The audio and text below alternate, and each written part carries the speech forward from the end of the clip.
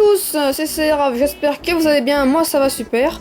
On se retrouve pour une petite vidéo tutoriel où je vais vous montrer comment faire fonctionner un moteur d'aiguillage Conrad pour train miniature. Donc c'est parti, donc déjà je vais vous montrer un peu à quoi ressemble un moteur d'aiguille Conrad, parce que c'est pas tout le monde qui le sait, donc ça ressemble à ça, moteur gris.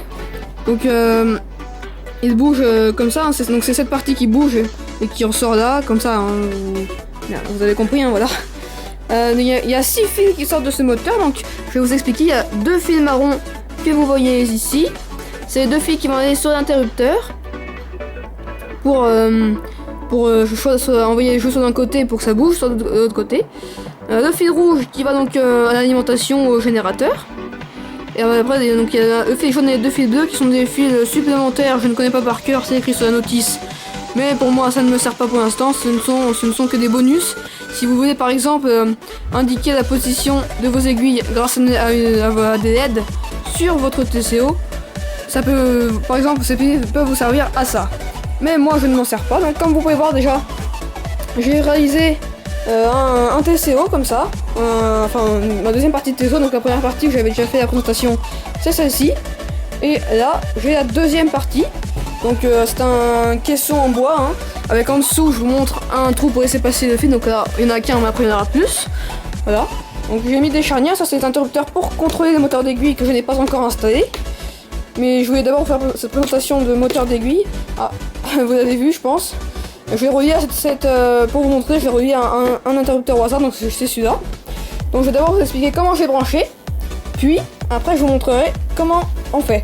Donc un transformateur, vous en connaissez, c'est un transformateur de base, hein.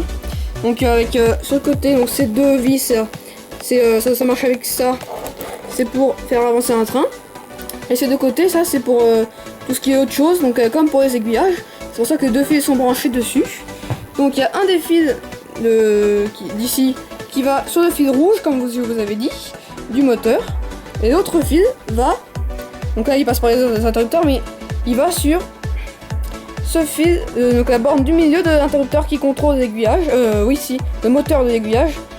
Donc il va au milieu, et donc ces 2 bornes sont reliées au fil rouge et à ça. Ensuite les 2 fils marrons qui nous servent sont sur les extrémités